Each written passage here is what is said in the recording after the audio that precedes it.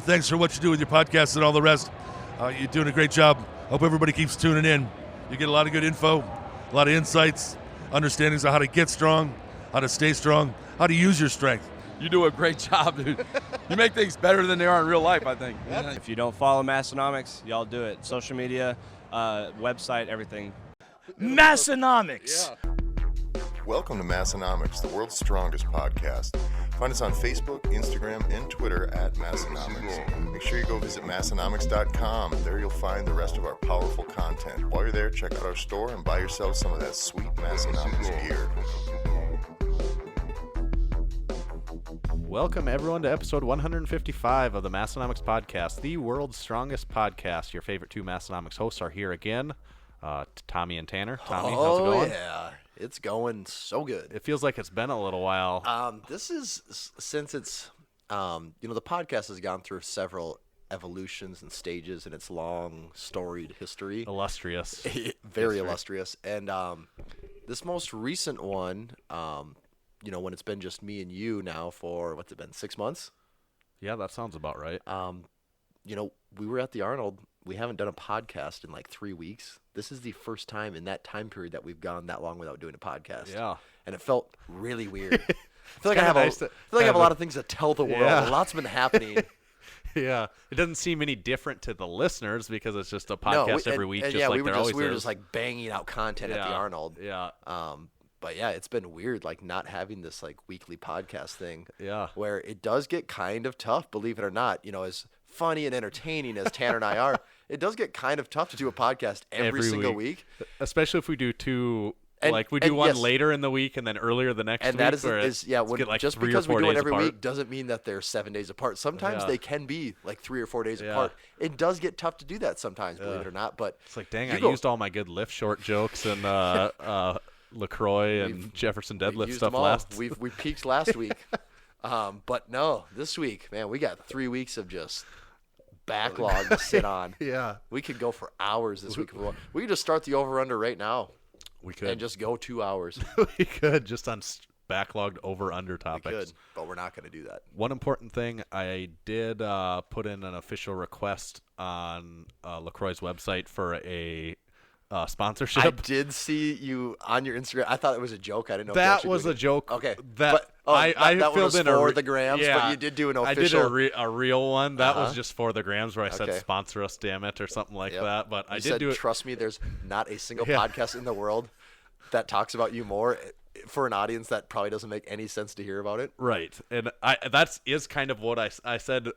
It's become a running joke with our podcasts. But we do talk about it all the time. We drink it on the show quite frequently, so it would be a supernatural fit. So on that topic, I do have to report back that I've had 2 new LaCroix flavors since we last podcasted. Those 2 Key flavors. lime pamplemousse? No. Hybrid. Those 2 flavors. Lemon. Have you ever had lemon? I don't think so. Sounds good. Very first sip, I was like, nah. And then I took another sip. I'm like, you know what? I'm on board. I like this. So lemon, I approve. Actually got that as a birthday present from my mom. Nice. Had to laugh about that. Did she know? I don't think she knows the joke. It was just one weekend. I think it was Thanksgiving weekend. We were at home and some other family member brought LaCroix. And I'm like, oh, I love these things. And they're like, oh, yeah, we do too. And not a lot of people have them. And so I was just like, that day, for whatever reason, I don't know, I was really thirsty. I was just putting them down. My mom's like, geez, you really do like those things. Yeah. So then, I think she just saw the one time I liked them. She gave me some for my birthday. Sounds good right now, actually. It does. I could go for an icy cold, delicious LaCroix. Just letting those little bubbles, that crisp flavor. Oh, man. Here's the thing. You guys don't know. Maybe LaCroix got back to us, and maybe this is maybe this is sponsored by LaCroix. The next time you watch the podcast, the backdrop is just cases of LaCroix. Screw Monster or anything with caffeine in it. No, we're going all natural here. That's the funny part. That's what makes it such a good possible sponsor for us too, since we're so not, we're not the typical serious. It's a totally untapped market. Yeah. But the other flavor I did have was mango. I've had that. I'm officially.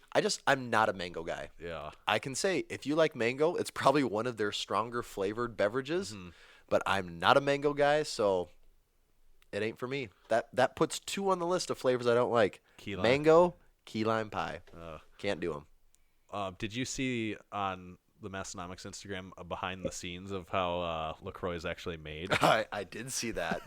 I think some people were really interested in that. I bet. Yeah, got a lot of messages about. Oh, that's just, the way in case you're wondering, it's just a touch of flavor is where. Yeah, someone, one of our common, recurring followers had messaged like, "You pricks! I got that. You guys never stopped talking about it, so I finally got that stuff, and I tried it." He's like, "That was the worst thing I've ever had." Maybe kind of part of the joke too. I don't know. Like it doesn't deserve the hype we give it. He was kind of almost mad at us, like he's like, "You forced me to finally get it," and like and that's it was that. Yeah. You're welcome. Yeah. You said you had 2 things to catch up on, though. I thought.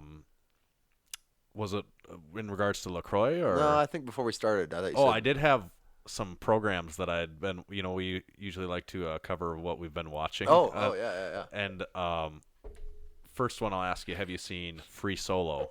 Do you know what that is? I just watched it actually. Okay.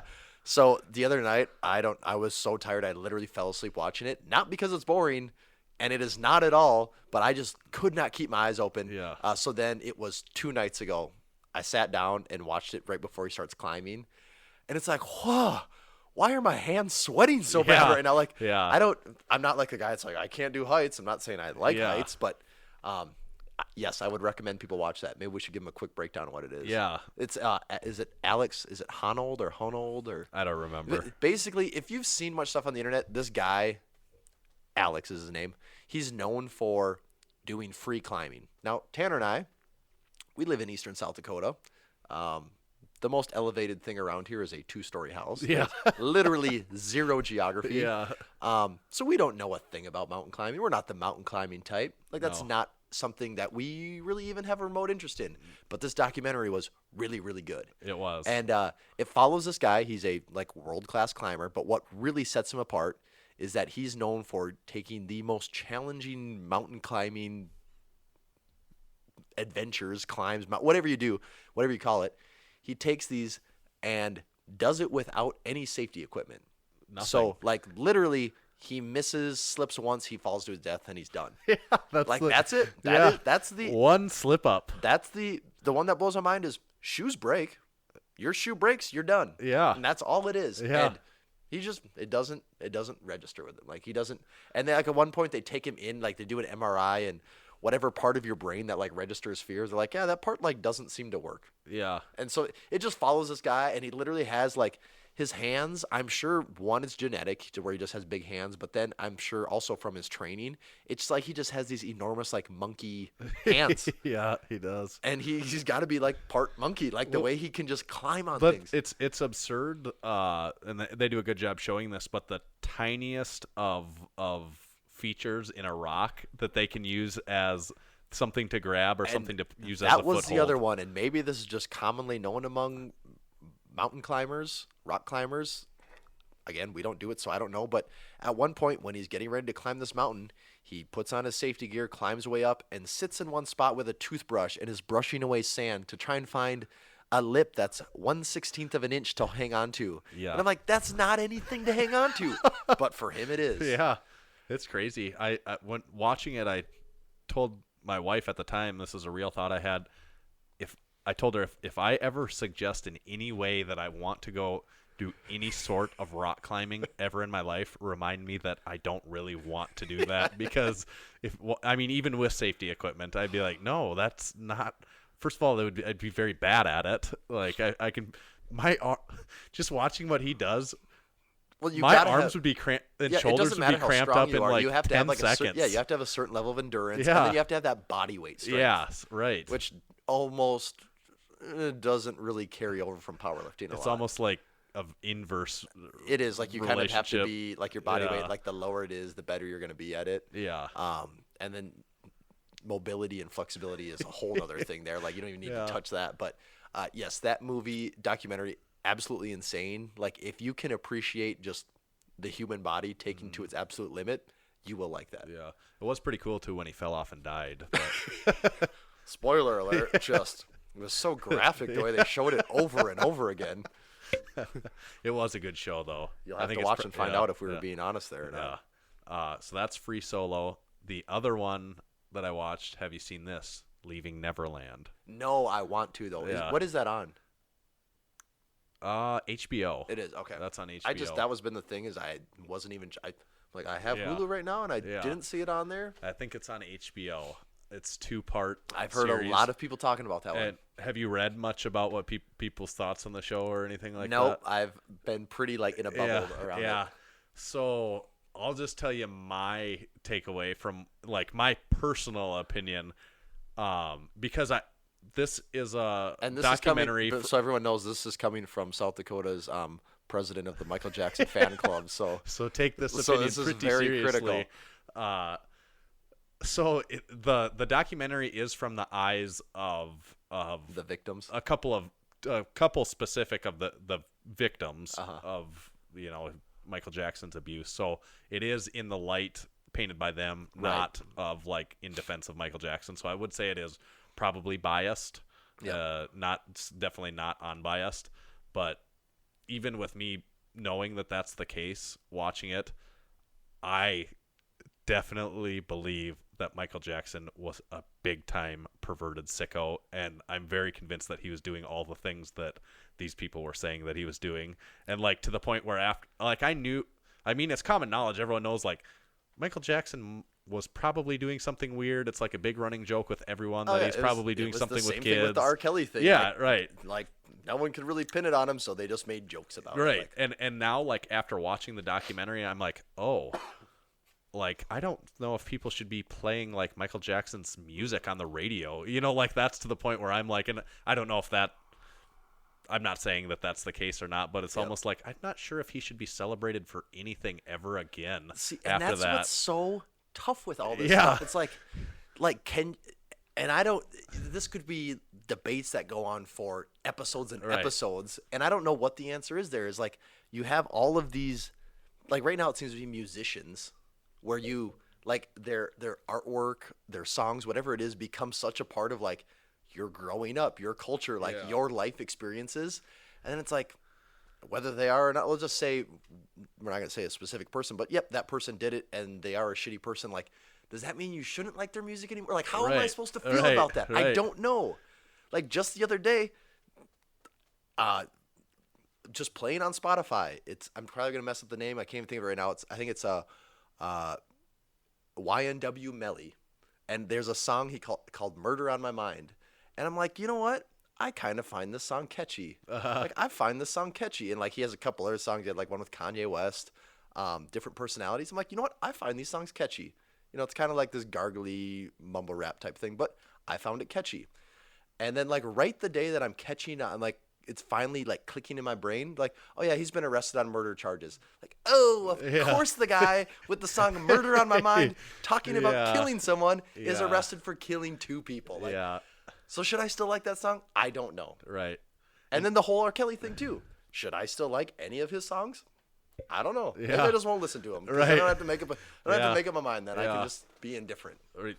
And that is, and do you just separate the music from the individual? Even if you're yes, this person was a complete pervert, did terrible things, but is it do you just completely separate the music from that But person? then it's does it morally feel right? Yeah. If R. Kelly did do all that stuff to just be having the party Yeah, and the time of your right. life with a remix to Ignition in the background and being this is how we captured 13-year-old girls. I don't know if that's right either, though. Right, and that's to the point, especially fresh off of watching the documentary on Michael Jackson, listening to what he would do to 7-year-old boys that are still obviously, and these guys are a little bit older than us at this point now. Yeah. They're just about 40 probably. Michael Jackson, if he was still alive, would be 60 this year. Really? That's it, huh? Yeah. Damn, I just assumed he would have been older at this point. Okay. I didn't really know. When I heard that, I was Do you remember where you were when you heard Michael Jackson died? No. I actually do remember where I was. What? It was 2009, I think. Yeah, I think so. I may have actually been in Kuwait. Is where Really? I would have been at the time. So, So I you might have been shielded yeah, a little bit. right. I was working on a farm at the time. I remember I was driving a payloader on the radio. The day was just getting done. It might have happened before or earlier in the day, but I heard on the radio it was about 5 o'clock. was driving up, and they're like, breaking news, Michael Jackson has died. And I'm like, oh, that's kind of crazy. And it didn't really register much but it was with a me. big Just 'cause deal. I'm like, Yeah. I know Yeah. like some of his music. Yeah.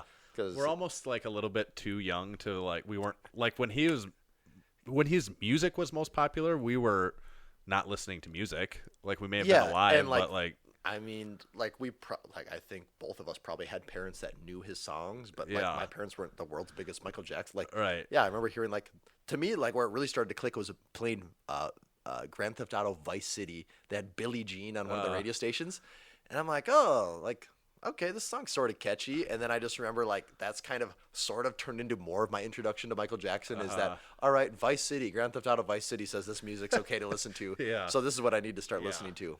And that was like what almost probably introduced me to like all 80s music was that. But yeah, it is a good show worth watching. I do know some people, you know, the criticism of the show is that it's really skewed in the one direction, but I don't know, after listening to these guys talk, if they're making it up, they are amazing actors. Like, I mean, like they, like, I don't even know how you could like, I just don't believe that you could make that much of a plot up in your head. Like, I wouldn't be capable of it but I'm sure some people are, but I just very much believe that was true after watching that. And I don't doubt it. And to the point, and to the things that he did where I am like, oh, that is a really, really, really sick dude. Yeah. But definitely worth watching. I think it's pretty popular right now, isn't it? The show. Yeah. Oh yeah. It's I've seen a lot of stuff echoed around online. Just people saying it's crazy. One other thing, we don't have to go into the show because you told me about it once. I finally watched Defiant Ones. Oh. And that's really good, really isn't good. it? And I like Dr. Dre Yep. to begin with, and I just think like I just like his kind of his whole rap thing, and like I like his voice, and you know, I've always liked his stuff way better than someone like Jay-Z or you know, I just always really like Dr. Dre and he his kind group of is more of a behind the scenes guy too. Yeah, you know, like yes. That is really cool. That is a really cool show. And then my favorite part of it. So that is just. Again, I just have to talk about it. Yeah. It's just the documentary is just edited so well. You can tell they had a massive budget when they were doing it. But where it gets so crazy for me is that part where they're talking about like just how insane the 90s are getting and like Interscope Records, how they're just letting people do whatever the hell they want. Yeah. And it's like this mashup of like Nine Inch Nails, Reznor, Marilyn Manson, just all the rap guys, just everyone just going nuts. And it's all like this crazy montage. And it's like, well, the world's going to end. Yeah. And that part was really, really good. Yep, like the convergence of the two. It's like be so complicated to make this That's documentary. why, like, how do you even plan that out on paper? Like, because it's the convergence of two stories of two guys leading to it's each other. taking like this guy that was producing Fleetwood Mac or whatever in the 70s. Bruce Springsteen, Tom Petty. And then all of a sudden, like how Dr. Dre coming from Compton, like mashes together. And then now you sprinkle in Trent Reznor and Marilyn Manson and just all these like what at the time were just absolute freak shows of music. And just I think it starts to mix it. Does it even mix in like some of like the Columbine stuff in there too? Like maybe it's just, a little it's bit. just like taking like the human extremes basically is what it's doing. And it's like just throwing all this stuff together. And then the pinnacle is like how they, you know, part of the last episode is, you know, them creating how it led to Beats that and then selling that like to the Apple. Peak of the whole thing. Yeah. Right. Like, I mean, them creating something that they sold to Apple for $3 billion, which is. Yeah, why not? Yeah. You know? Yeah. But, yeah, they were just really ahead of. Yeah. Just the whole thing. It's like, oh, those guys were always 2 steps ahead of everyone. Right. And it's weird. I could throw like Eminem in that same group. Well, even that was crazy. Yeah. Because I'm not. Like, I'm probably an average Eminem fan. Like, I know all of his songs are on the radio. Yeah. I know most of his other stuff that's maybe doesn't get radio play that just plays. Everyone, like, he has so many songs that are just in the gym all the time, you know? But just the whole thing of like, oh yeah, Dr. Dre was just like, oh yeah, there's this kid from Detroit. And I was working with like some funk sample from like the 70s. Yeah. And Eminem's just like, my name is. Yeah. It's like, whoa. And Dr. Dre's like, oh yeah, he literally made that first part of that verse in like a minute. No, and it was the first time Eminem was in the studio with Dr. Dre. Dre played the beat for what turned out to be My Name Is, and within, I think he said 6 seconds, Eminem goes, my name is, Yeah, My name and then is, and it's like, hi kids. And Yeah, he starts going, yeah. and he's like, hey, I just let him do his thing. Yeah. It's like, really? Like, Yeah. that is how that came And that's about. where I'm like, man, these guys are at least on some level like geniuses because normal people, don't have that ability to. Well, and then this is the other thing too is, okay, let's say, those words are dumb. I could come up with better words, whatever. Okay, maybe you can. But can you say them in a way that's catchy like that? Right, And you right. can't, like a way Yeah. that like captivates people Yeah. and wants to keep them listening, because he absolutely can do that. Yeah. Those guys can just say words in a way that's fun to listen to. Yeah, or like Eazy-E, how Dr. Dre, like Eazy-E didn't rap whatsoever, and Dr. Dre basically just had to teach him and like had to like direct him on every line of everything he did to like get him to do it the way he did it and make the product that they did. If you don't like rap, you probably, or, like that 90s rap stuff, you might not like the show that much, but Even that, you still got to appreciate Yeah. what's going on, because again, those guys are on like a whole nother level. Yeah. I really liked it because I just really like that era of music, like in general. And it is like a lot of stuff was happening for the first time. Then, And just like when I compare that, all the artists that were doing their thing then to what it, like what rap is now, I just like that so much better. Like I just like really like all of those You're artists. just more of an old school guy. Tanner. Yeah, that's true. But I don't blame you. I listen to rap and hip hop and things now, and it's really weird. It's really, really weird. Yeah. It's a weird time to be a hip hop fan, because it just is. Yeah. Anything's cool, I guess, now. Yeah. And It's so much different. it is so much different. Yeah. I mean, at its core, you could say it's sort of the same, but again, it's so much different. Yeah. Yeah. And that, again, could be a whole other thing on its own, but we don't need to get that far into in depth to it. But I'm trying to think of other exciting things that have happened since the last podcast we've had. I did tell you about this a little bit the other day, but I fell the other day, Tanner. And With 1,000 pounds on your back, your spotter tried to help you up, and you said, "Get the fuck away from me. I said, I'm get a man." away. And then I didn't go to the doctor. I just sat on my couch for a few days, and it healed itself. But no, You slipped.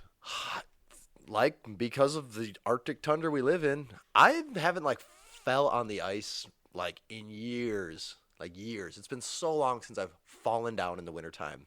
And the other day I woke up and we had just this very slight dusting. I was like, oh, I can go walk. And I'm literally across the street from my house on a sidewalk that's always cleaned off perfectly. I'm with the dog. The dog's walking. The dog falls. That doesn't make any sense. The dog never falls. He's got 4 legs. Yeah, he's got 4. Yeah, exactly. Not even. It's like it registers just long enough for me to see him fall, and I am on my back. And I didn't just fall on my back. I fell. Like the stretch. I don't even know what you call it, where you're on the ground, sitting on the ground. You have one leg out in front of you, and the other leg, the knee is kind of it's like a hurdler position where your knee's kind of tucked under you. Yeah. And it's sort of like the position you'd be in if you're going to be going over a hurdle. I fell like that, but my back landed back on my knee. So I kind of almost did the splits. And immediately I'm thinking, I'm in trouble. I blew out my knee. This is bad. And I laid there and rolled around for a little while, trying to evaluate how much trouble I'm in. I got up. My knee was in severe pain. So I start limping back to my house because I made it across the street. And now when I'm limping, the dog thinks, oh, this guy wants to play with me. So he's trying to jump on me again, no. Trying to knock me over. And I'm like, no, stop. And I got inside, and by the time I got inside and took my shoe off, I realized I pretty much rolled my ankle too while I fell, because that was trapped under me. And got in, laid down for a few hours, took it easy, and I was pretty tender the rest of the day. But that was St. Patrick's Day, so I was able to go out and drink a lot that night. And I medicated with green beer. I think it thinned my blood enough to where it really facilitated the recovery process. It was like a hyper recovery. So how is it now? It feels much better now. When I go into a full deep squat, I do notice it in my knee a little bit, but it doesn't have that same Maybe it was hyperextended a little bit or something. Maybe, yeah. That. But even the next day when I woke up, I thought, oof, there's still something there. Yeah. Do you know what the leading cause of workplace accidents and lost time in the workplace is? Is it falling? Slips, trips, and falls. I wouldn't doubt it for even a second. Yeah. Right behind carpal tunnel syndrome, though, right? I think it is slips, trips, and falls, but carpal tunnel is probably up there. It's like that episode of The Office where Michael's like, the office workers do dangerous stuff too. Yeah, they're competing with the warehouse guys. Yeah, yeah, they have the baler and the forklift and everything. Michael, do we run the forklift? I can and I will. The office. So you are on the road to recovery. I am on the road to recovery. I could come back stronger than ever if some things go right here. So, speaking of hurt knees too, I don't know if you one of the next big lifting thing that's coming up is the U.S. Open. The Kern Open. Yeah. Now that we're beyond the Arnold, that would be one of the next big lifting events that we have our eye on. And is that like mid-April? I think it's about 10 weeks away or something. Oh, so 10 weeks. Okay. I think it must be May. May. Okay. I can't keep track of when all this stuff not is. Sure. But anyways, one of the big lifters, one of the super heavyweights looking to put up the biggest total would be Brandon Allen. And did you see what happened to him? Yes, I did. He was squatting 900 and some pounds, and he tore his quad tendon, I think, detached maybe or something like that. So he won't be competing. And I just, as I watched that, I was like, oh man, that sucks. Because he's getting to the point where he's getting close to a 2,500 pound total. Yep. He was getting close to being a 1,000 pound for winning it. Yeah, 1,000 pound squat, 900 pound deadlift in a meet.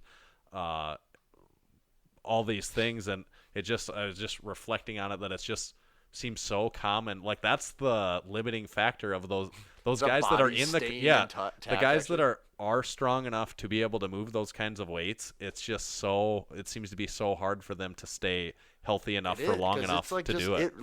Then the more you look at it, it's just like the body really is not made for that type of weight. Right. It's just people can do it, but maybe I don't know. Is Milanichev like the one guy that you could say has like in modern times that has like made a career out of kind of doing that? Yeah. And even now it's starting to like not be his thing right. either, which yes, that's got to happen age sometime. Purely alone, yeah. But it's shocking that Ray Williams has really done as much as he has really is injury free, and he's not that young either. I think he's probably in his low 30s, isn't he? He's not like 25 or something like that. Here we can get an exact.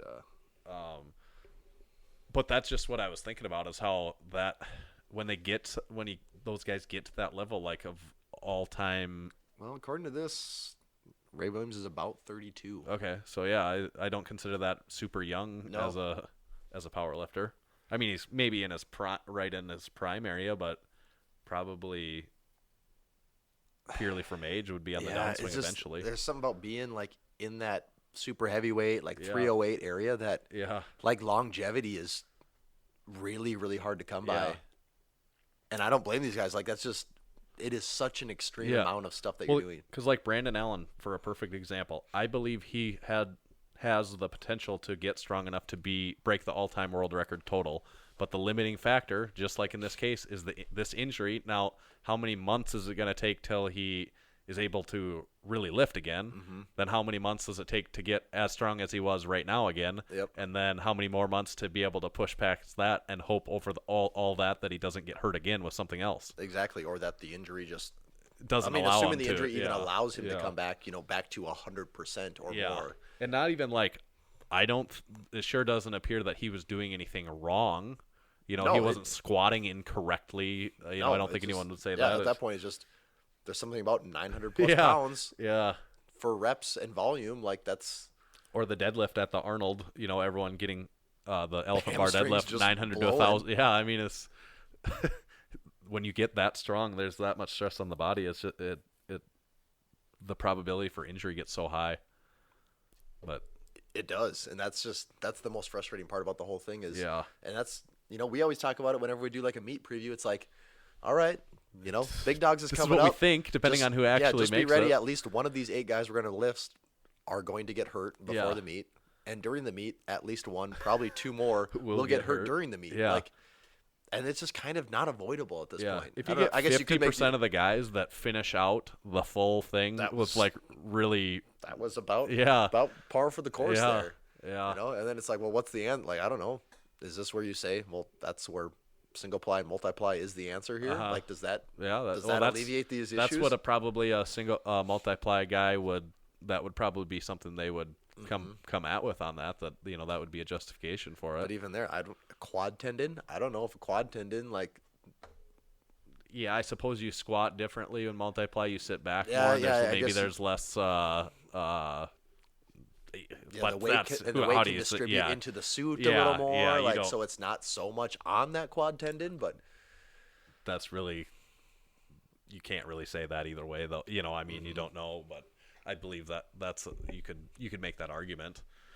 Yeah, it's just there's something about 900 pounds that the body just doesn't naturally want to work with. But on that note, I didn't have this officially listed in our big lift segment, but the one big lift that I thought was worth covering, Pro Raw in Australia went this last week, and Dylan Hellriegel he lifted at Big Dogs actually here this last year too, and he was the first, what Brandon was going for, to be the first person ever to squat 1,000 and deadlift 900 in a meet, and he did it. Yeah, he did it as a junior. Yeah, is he like 23? Yeah, so he broke like Eric Lillibridge's all-time junior total record, and it was a plethora of things that he was like the first person to do at this age, and the first 1,900 and all that. But I think that's interesting. I don't think your average casual powerlifting fan would have been like, that's the first guy that's gonna squat 1,000. Why would you think that? Like, why that this guy, first of all, that he's 23. Yeah, I think it said he's been competing in powerlifting for 2 years. Like, I didn't know him prior to Big Dogs. It'd be I remember like we definitely said his name talking about it, but in Big Dogs, because it's Australia, there's just names you don't routinely hear. Right. Especially being part of an American audience, like some of these guys just kind of, you don't really register them on the radar, and now you definitely know. Yeah. And it's, again, that's one of those guys though. It's, if he stays healthy for 2 or 3 years, it's gonna. Why would you think he's not going to be putting up the biggest especially total at the age that he's at? Yeah, well, like why is that crazy to think that at 23 already having? I mean, his total's got to be in the top 15 of all time, if not. Oh yeah, I think so. I think it was. I think it was somewhere around that. Or was it 12? Something maybe but, somewhere in there. It's not unreasonable to think that if he stays healthy, he will have the biggest total of all time. Well, I think Eric Lillibridge when he was at that age and set the highest mark for a junior, I think everyone would have thought, man, this guy is going to obliterate. He's going to get those all-time biggest total numbers eventually. Like, he can still get bigger, he can put on more weight, he's only going to get stronger. But now, years have gone by and he still hasn't. It's been a while since he's set a new total record for himself, and a lot of that is injury related. I would say, he's got, whether it's severe or more moderate or nagging, like there's things that are holding him back from getting to that point. And when he was younger, you would have looked at him and been like, there's no way this guy isn't going to hit those numbers. Even basic, you don't want to say linear progress, but if he can just put 20 pounds on his total a year for the next 5 years, that's another 100 pounds right there. Yep. And like, I don't know. That is where it gets so hard with this stuff, though, is it's the injury thing and just the staying healthy thing. And you got to ease off for 6 months to let something recover. And then during that 6 months, during the recovery process, things aren't necessarily getting stronger weight-wise. And time turns into the enemy there. Yep. That was just my takeaway on Brandon Allen getting hurt, though. Yeah, it sucks. Yeah. Does kind of suck for the U.S. Open, though, too. Especially when you have one of the, what you kind of want to bill as one of your biggest names. Yeah, right. It's like, God, can you imagine, like, if Yuri Belkin gets hurt, if Caleb, there's probably going to be one more big name that'll get hurt. I think it said it's. I already changed the page, but whatever it is, a month, 2 months away. Yep. It's probably a safe bet to assume one of the other big names is going to get hurt in that process. Mm-hmm. For the competitors, it's probably great because you have a better shot at some big money now. Big, yes. I big mean, you cash might want to prize. say like, I want tougher competition, but also you're gonna get some bags out of this one. back up the Brinks truck. That's right. Taking home some bags. We mentioned it before too, as long as we're talking about meets, but Massenomics is an official sponsor of a USPA meet that's coming up here in our home state in June 1st. Yes. Massenomics is billed as an official sponsor of that event now, though. Will that be our first? We've had some minor. We've contributed for events and stuff before, but I'd say this is our first more official, we're kind of like one of the marquee sponsors for the event. So that's kind of cool. Yeah, it's really cool. We get to do that and it be in our home state. definitely. I mean, it might only be like 6 hours away.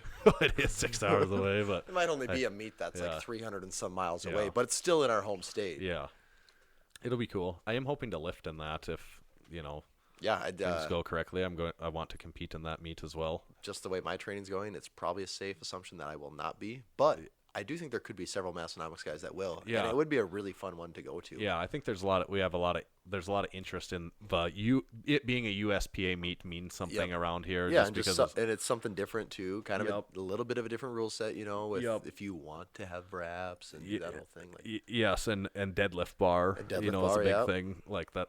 That's something I definitely like because I know that I can do better on a deadlift bar, and I won't. And the fact that they also do have a specific knee sleeve division, because we've got a lot of the guys at the gym that like knee sleeves, so and that it's still walked out. yeah.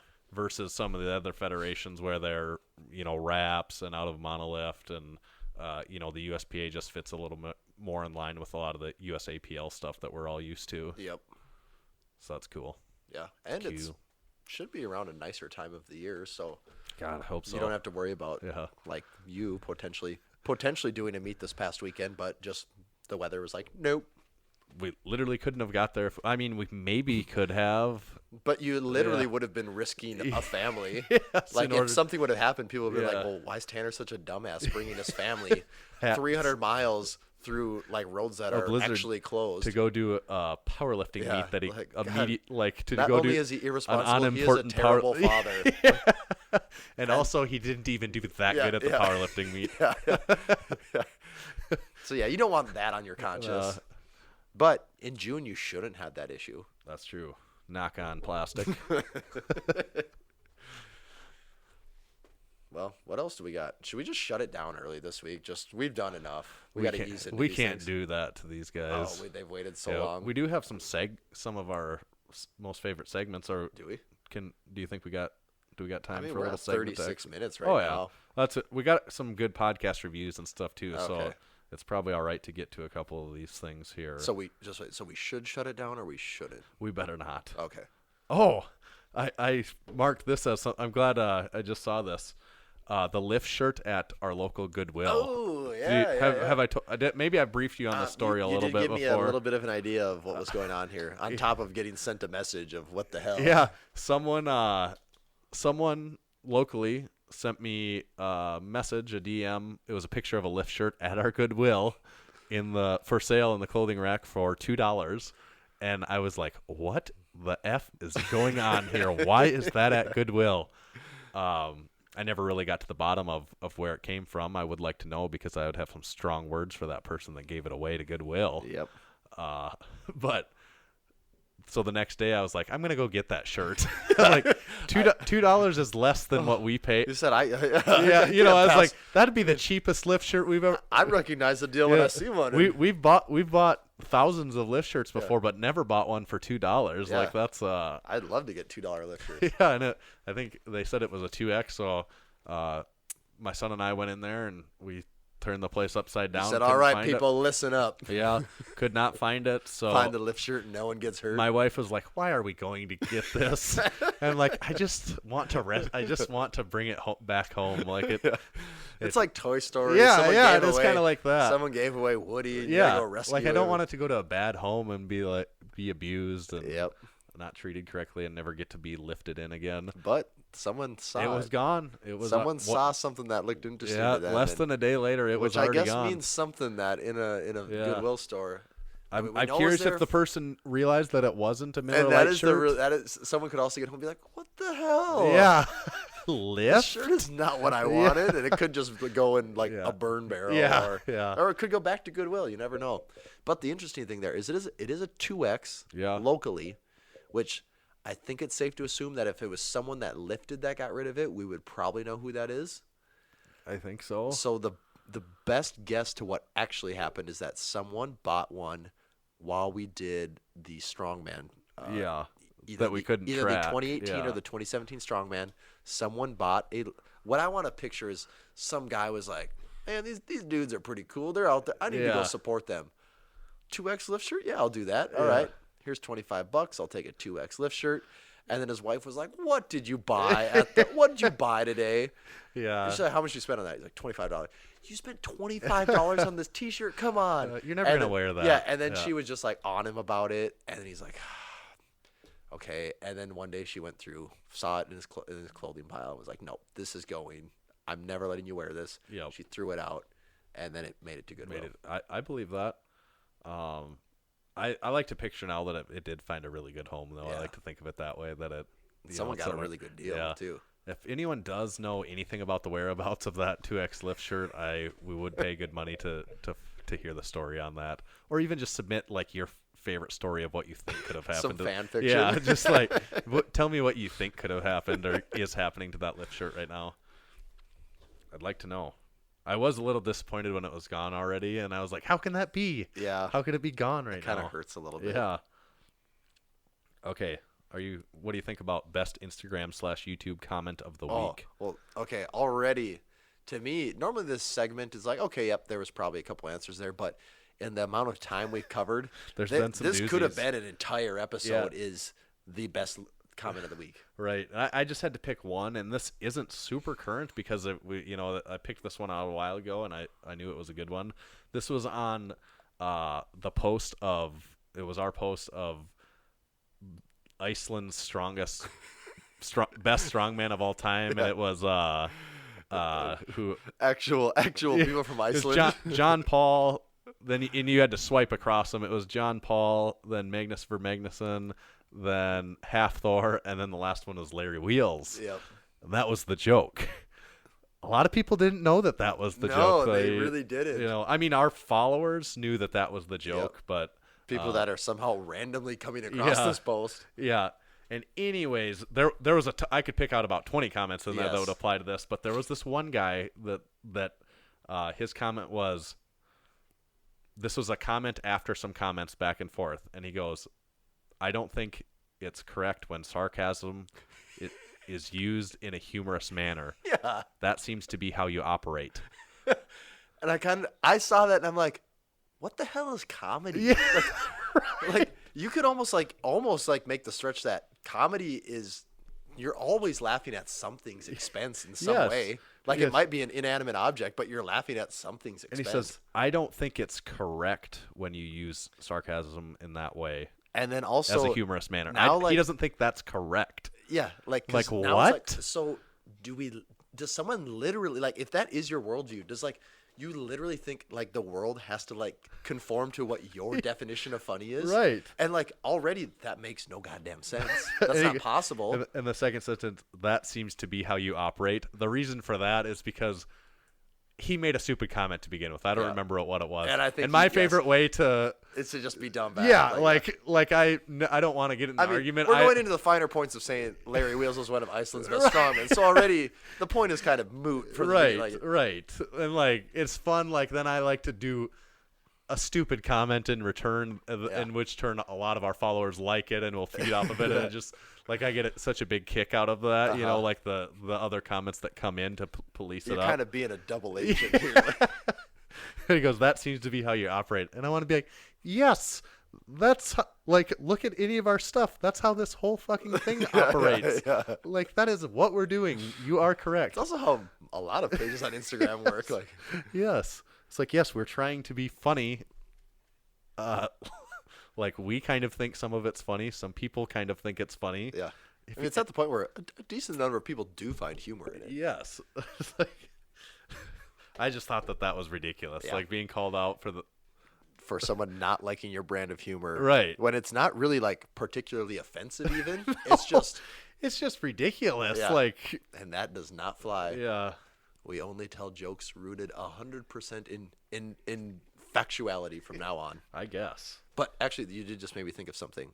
So, explaining to the listeners here, when we were on the road to the Arnold, we went and ate. We'd been on the road for a good 14 hours. We were weary travelers at this point. We needed something to fuel us, so we went and ate at a Chili's because it was right across the street from our hotel. And I think I like kind of where brought this up is headed. brought up a joke to Tanner, like, "Oh, this reminds me of this Instagram account." And he's like, "I have no idea what you're talking about." And I'm like, "Oh, it's called Middle Class Fancy." Like, You should look at. And I just showed him like one. I think it was like the first Chili's one. He's like, that's pretty funny, and that was about it. And then we went back to the hotel, and I'm talking to my wife on the phone, and I probably talked to her for 20 minutes or so. And in the bed, the other bed next to me, all I hear is for like 20 straight minutes. I'm like, Tanner, what was going on over there? Oh, this account is the best thing I've ever found. And I love it so one, if you're not following Middle Class Fancy, you should probably follow that account and look at it. And if you're anything like either one of us, if you're anything like Tanner, it might be your new favorite thing. Oh, Middle Class Fancy is my favorite. I follow 99% only lifting related things. Middle Class Fancy and like a couple other things have slid in there. Middle Class Fancy is the funniest thing in the world to me. Like, to me personally, it is so fun. Every single thing is so funny to me. It's almost like, I think it's probably funnier too. I might be just overgeneralizing here, but I think if you're from the Midwest, maybe it hits home a little better too, where it's just so many of the things are about like, I don't know. I just think someone in a big city like probably doesn't have the whole thing to relate about like yard work and just all the New Balances and dads in, jorts on the weekend and all the dad stuff is just it is either one of two things. Either it reminds me so much of my own father that I can laugh at it, or so much of me and the way I've become. Where I'm like, that is. I was laughing out loud at I frequently laugh out loud at all their posts because it just hits so close to home. What was the one you were saying the other day? You're like, it's not vacation until Dad says "fuck" under his breath like 10 times. until Dad loses his wallet. And calls everyone a cocksucker under his breath. And I'm like, that exact, almost near exact thing has happened to me. I guarantee it. And that's like what I would do is under my breath mumble like, cocksucker. God damn it! This is everyone else's fault. Like. Start blaming everyone else for vacations. losing. And then you're just mad at that you even went on a vacation. And the other one that was really funny at the time too. It was like, and part of it because we were so tired, and whenever you're tired, like part of it, funny is just like amplified 100%. But it was like the one it's like me, and it's just H, and then it says Dad. You checking the oil of that car? It's like, man, like that is such. Yeah, it was like a phone call to your dad, and you couldn't even say in. hello. Yeah, you have one letter in. Have you been checking the oil in that car? It's like, that's so true. It is. Yeah, it's such a dad thing. Yes. Like it 100% is. It is so funny. I mean, and I really like they have like these recurring themes on there, and one of them is like they only like light beers, Bud Light, and they call them Crispy Boys. Yep, Crispy Boys. And that's become nomenclature in our house now too. Like I got my wife on Middle Class Fancy too. She likes it a lot too. Because it's also relatable for her too. And it really is like, like middle class white people. It all really applies. It does in so one much. way or another to like middle class white people. If you're outside of that demographic, you'd probably look at it and be like, well, this is dumb. This is not funny at all. But it's like, but the Crispy Boy things I really like it kind of makes fun of IPAs. Yes, I like the craft beer drinker ones all the time. And it's like, quick, does anyone know CPR? This man's dying. Craft beer drinker. Have you tried this beer? There's extra hops in it and things like that. It's like we don't freaking like, and that's what I think is one of the funniest things is like, I will drink like anything beer wise. I do not care like. It could be a Crispy Boy. It could be a Crispy Boy. You sit down a 30-pack of Keystone in front of me, Busch Light, whatever. Even people are like, oh, Keystone, no, Busch Light, whatever. We got that a lot at the Arnold. Like, oh, Busch Light? That garbage? I'm like, have you had Keystone? Or have you had either one? Because they're the same thing. Don't try to like bring your highbrow taste into the equation. Like, they're the same shitty light beer. And when I say shitty light beer, I mean, I will gladly take a 30-rack of them and have a great time. Like, I have no problem with that. But also, like, okay, we got like a 14% beer that's some barrel-aged whiskey cask something. Yeah, I'll totally drink that too. Like, I don't care. I will drink that beer. But I love the ones where it's like people being elitist about their beer. It's like, okay, it's a liquid with alcohol in it. Why are we trying to be cool about this here? Yes. So I love those ones that like get on the craft beer drinkers. Yeah, they have that nailed perfectly, I would say.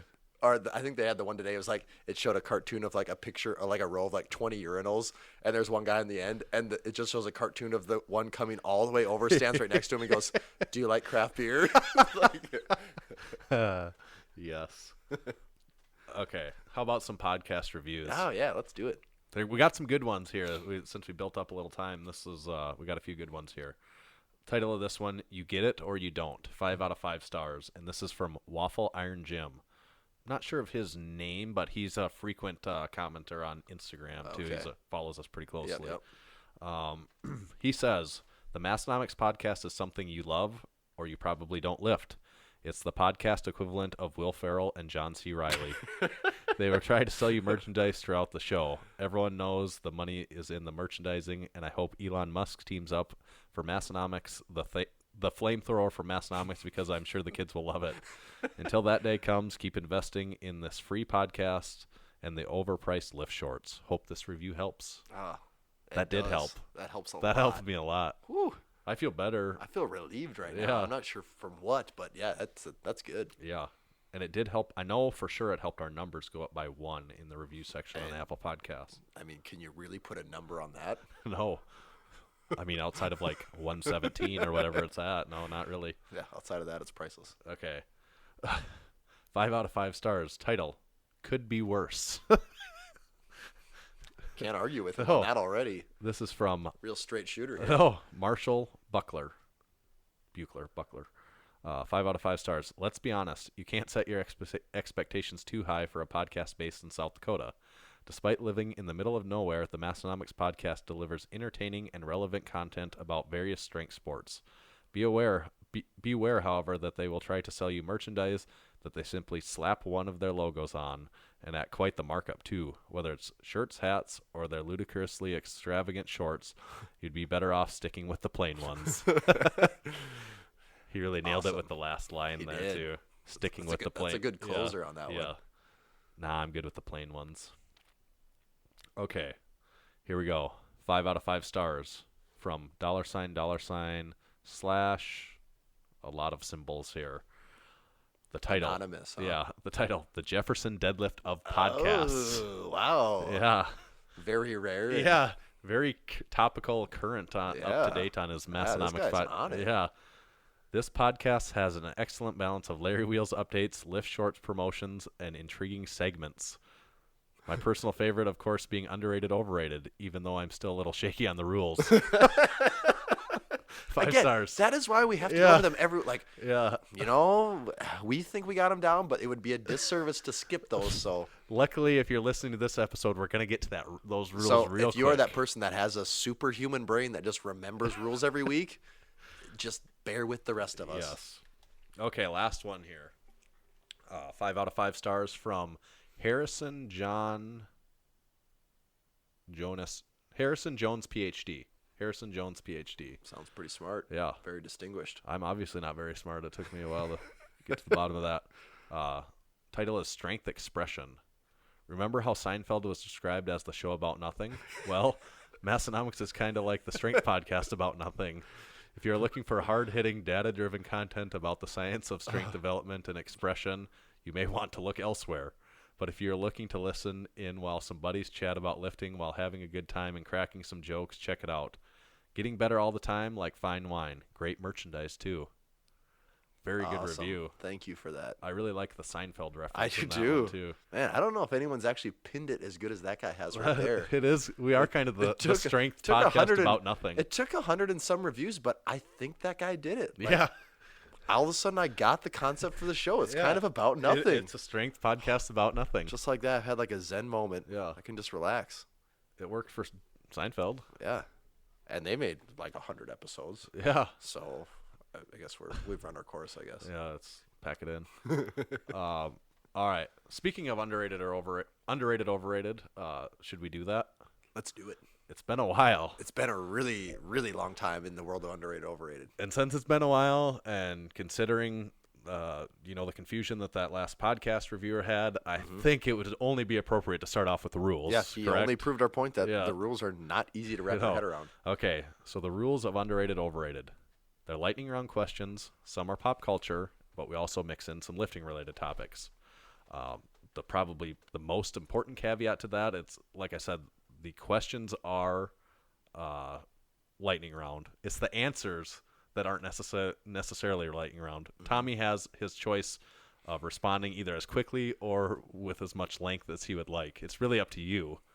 That puts a lot of pressure on you, but those are the rules. So, I mean, we follow them. I'm kind of perform under the pressure now. I've grown used to this. Yeah. Those are the rules of underrated, overrated. And here are the topics. Number 1, underrated or overrated? Facebook Marketplace. Wow. I'm going to say incredibly overrated. Like, have you ever clicked on it? On the actual marketplace? Do you know what I'm talking about? Yeah, I know what you're talking about. Like where buy, sell, and trade. But not even like a group where people. No, it's like a thing at the bottom. Yes. Yeah. Okay. I didn't know if you were like combining. It's like things one together. of Yes. no. It's one of the. Oh, I didn't know. Dude, I didn't know people actually use that. Yeah, like if you go to like our hometown, there's people on there selling stuff. See, I know that there's groups like there are, and I think probably every I think city these has this. overtook the groups a little bit though. Did they really? I think someone that's into these groups would know better. But I think it's almost like some of these groups filter to Facebook Marketplace. Like really? I think Facebook recognized that these groups were becoming very big things. Yeah, and they wanted to get in be on like, the hey, action we somehow. want that. Wow. So do they try to take a cut of it or anything? Or? I don't think so, and I don't know, and I don't understand. I'd say it's so overrated. Yeah, and also like I never was really in a part of the groups I know, but they would have like strict rules too in the groups where There's it's like you don't it's like Hitler's in charge of this group, where if you don't respond like with the correct responses, you get kicked out of the group. Yes. And it's like the soup Nazi on Seinfeld, Exactly, where it's like yeah, if you don't do it correctly, no soup for you. Yeah. No used clothes for you. Yeah, that's all it is too.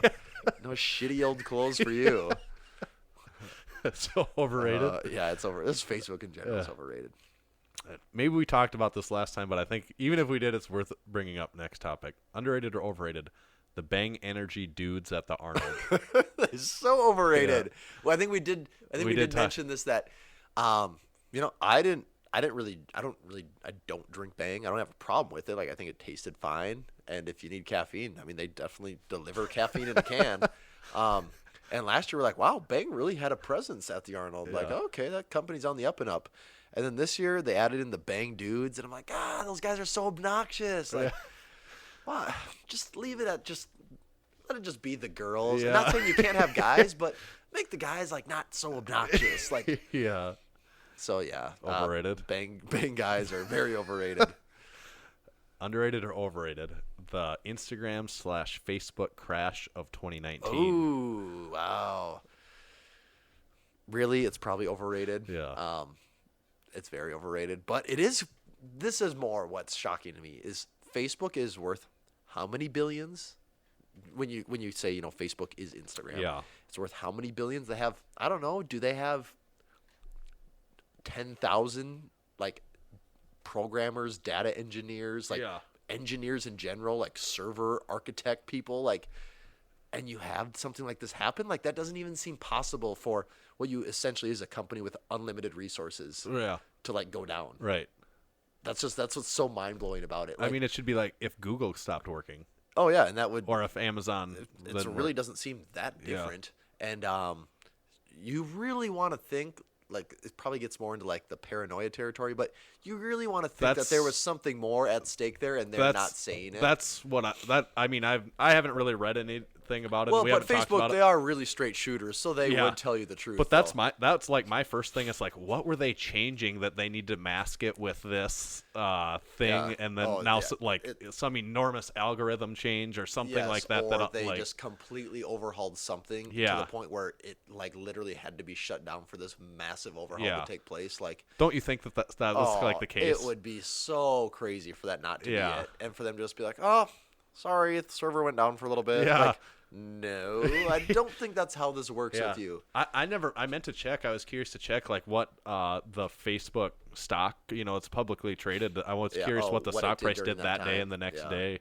I bet it took a hit. It had to have. I don't know how significant it was or wasn't. I'm sure it probably rebounded already in that time. Yeah, I bet it did too. But if you were on it, you could probably have flipped it quick. I would say as a if you're a business that relies heavily on Facebook or Instagram, I'm sure that one day could be like cost you a shitload of money. Yes, because a lot of people, that is like their primary. I mean, advertising. even us for people that like our numbers in the scheme of moving product is still like nothing, but we kind of noticed it a little bit. Yeah, I mean, it's like that. Instagram is a huge one of our resources that outside of this, that's kind of the way we communicate with people. And to just say like, oh, communication is not allowed today. Right. It's like, okay, well, you're out of sight, you're out of mind. You don't really exist to people. Right. That's kind of where it proved that. Like this kind of advertising, when you say advertising, like it's posts. Yeah. Like posts do matter. And that's also I don't look at it for individuals. For individuals, I almost think it's just like this addiction thing. That, like 100%. It's like should almost go away. And actually that just to day, prove until the end of the day, I thought, God, I am getting on the shittiest Wi-Fi networks all day today. And like I had just kind of changed some stuff with my phone, like a couple days before that, like changed my plan, and I'm like, must be my plan's just it's yeah. getting adjusted to the new something's going on here. Verizon's screwing me over, and I was like, go on with my day, and it never even dawned on me until. It also emphasizes the fact of even someone like us, even being relatively small in the grand scheme of things, like how much we have to rely on Instagram. And if they did just all of a sudden we're like, yeah, Instagram isn't going to, they wouldn't just take it away. But, if there was this huge change that, just completely changed what it was, we'd kind of be like, oh, well, we kind of needed that. Yeah, everyone tell your friends to sign up for email. Yeah. Right. We'll email you something every day. It's not realistic to say that it's going to go away, but there could be some changes that could affect that. But yeah, so the outage is, I mean, in general, it's an underrated, or it's overrated. Way overrated. Yeah. But the fact that Facebook is definitely doing something behind the scenes, it's incredibly underrated. Because there's for sure something going on with those. I agree. With those evil, nasty people. Yeah. There's definitely and I say that kind there. of jokingly, but I'm being pretty serious when I say that. They're literally the worst. Last one here for today: underrated or overrated? Bubbly sparkling water. Is it boobly or bubbly? It's bubbly, I don't know. Right? And and do you know what I'm talking about? I know exactly what it is, and I just feel like, nope, I can't support them. Yeah, they don't go with my values. Right.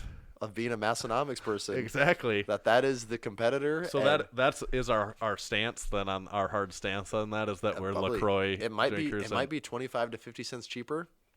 Not acceptable. No. You're drinking LaCroix to make a statement, not to say. I'm almost relieved to hear you say that though too. That Yep, they should as far as I'm concerned, LaCroix should sue them and come at them with everything they got. Yes. Put that business out. There's not enough room for two people. Is there any other competitors in the field? Well, I mean, you could make the argument that like any like mineral water or anything like that, but I'm not even club soda. I'm gonna say they're not even in the same league. Like sparkling Canadian club soda or something like that. Yeah, Perrier, something like that. But no, I'm not. But bubbly and all their flashy colors and like they're trying to put their cans in the same section of the grocery store. Get out of here with that. I don't like it. Yeah. I don't like what I'm seeing. If you're a real Massenomics fan, you know the stance on this. Gonna have to do that. We accept no imitators. Gonna have to do that an Instagram poll: LaCroix versus bubbly. Yeah. And then delete and permanently block everyone that votes for bubbly. Yeah. Really easy way to weed out. I did have one in there of what is the correct spelling of gray? EY or AY? I've always this is. I'm in the graphic design field. Yeah. Something I have to type out occasionally is the color gray. Yeah. And I remember one day typing it out and being like, that looks wrong. And I typed it again. I think I did either one. I had one with an EY. I'm like, why does that look wrong? I typed it with an AY. I'm like, yeah, it's better. I'm like, wait, is it? Yeah. And this was a couple of years ago. And I'm thinking, how did I get to the point where I'm in my late 20s and this is just actually crossing my mind? And so I Googled it right there on the spot because we got to know the answer. Yeah. And the first article I clicked on, I believe what that article said was EY is more of a British spelling. Yep. AY is an American spelling. That's what and people say. Just Just remember, America, Gray. It's the American version. So I just, since that time, for like 3 years now, I've used AY. But I feel like everyone else that I interact with uses EY. Well, people say that American usually uses AY, but this poll has a perfect example. 60% of the people said EY. Oh, it did end up being that? I think when I voted, it was like 49-51. And I'm like, okay, it's rated. 60% said EY. And because I'm the same way, I always thought, well, AY, that's how I learned it in school, is that AY. And I'm very more curious, people said actually, EY than. It'd be very interesting to know, okay, how does Grey's Anatomy spell it? Do you know? I don't know for sure. Let's. What does Grey's Anatomy mean? Like, what is Grey? I don't watch those freaking Is that shows. is that a person's name I though? think or? it's a person's show. Okay, Grey's Anatomy does it with an EY. Okay. So that's a but is ton Grey of a exposure. person? It's apostrophe S, so I'm Yeah, assuming. yeah. I've never heard anyone say Dr. Gray or anything, Yeah. though, so I literally do not know. The other one, 50 Shades of Grey, also uses EY. So those Really? are two big things in pop culture that use the yeah. word gray, and they both use See, EY. even just looking at EY right now, that does not look right to me. Yeah, I think in that it's a person's name, though, isn't it? Oh, okay. I don't see there again. I also don't know. Yeah. I'm just trying to look for colors now. How do you spell red? Is there a silent P in that or not? Well, in America, you use an A. And yeah. Yeah. British spelling is E. Yeah. Rad. It's like, do you ever remember that one? I think it was on Tosh.0 a long time ago. He's like, my mom is dad. And he keeps saying he's trying to say dead, but he says dad. And it like makes no sense. Yeah. It's It's like the who's same on thing. first? Yeah. Okay, one more. Gray Goose. Which way is that? On computer. Gray Goose. Gray Goose. EY. Huh. But that's vodka, so that doesn't count. Yeah, that's probably That's, Russian. Produced in France. It's Yeah. foreign, so it should be EY. And theirs is an E with like a little funny line Yeah, over it has that one of those- probably. yeah, it probably has a some squiggly line Yeah, or it probably has something. some squiggly and some other. There's probably a silent law in there somewhere that we Yeah. don't know about. Yeah, La Grey Goose. La Grey. Yep. Well, that's underrated and overrated. That's the Massenomics podcast. We should probably hit on. We have a ton of new stuff in the works that's going to be coming out soon. We do. By the time this is hit, I don't think we'll have much of it out yet. But I would say within the next 2 weeks, by the time April gets here, Yep. close to the beginning of April, we've got like 5 new, brand new things coming. A couple brand new shirts. Apparel items, some other fun things. Yeah. Yeah, there's Some a stuff lot. we've never done Yeah, before things at all. Things like we've literally never completely new. done. Like, yeah, there's some fun stuff coming. Yeah, I'm pretty excited about it. Legitimately, like I'm super pumped to get all this stuff. Like some of it I just even want for myself. Yeah. You know, like I think it's going to be pretty cool. And said it before, if you're a fan of what we've done in the past, you're probably going to be a fan of the way that this new stuff is. Yep. So that's coming. Otherwise, you can check out all of our current merchandise. That's on the store. I'm wearing the Buddy Light shirt right now. You got Bench Life or Bench Heavy shirt, Huge Life shirt, Lift shirt. All our other favorites, the world's most expensive shorts, the Lift shorts. Our Flex Flasks in black are all in full stock. All in stock. Our hats in every style and color that we normally stock are all fully stocked right now. So we were out of some hats for a while. If there's a hat you're after, now would be the time to grab that. Mm-hmm. Some are a limited supply. You can also subscribe to us on YouTube. We're approaching 1,000 on YouTube. So Just like a weird number all of a yeah, sudden. Like, yeah. All right. Yeah, so that's cool to see. Subscribe on there. Comment on the YouTube podcast when those come out on Sundays. Be the first to comment, and you can have the honor of Being first. Yeah, being first. Beating Scott Dodds, James Strickland, and CPA Strength. Yep. The reigning. There's some other ones in Yeah, there too. Now. yeah. I think I noticed there was some more people commenting now to like get in on that too. Yeah. So there's a fun competition going on there. Like us on Facebook, and we of course have our Instagram handles. But yeah, most importantly, Instagram though. Yeah, that's where And the meat and potatoes of it all. My personal Instagram account, which is incredibly boring, has been seeing quite an uptick lately. So Is it the hashtag Massenomics I effect? think it is. So maybe if everyone just keeps following me, I'll feel driven to share some.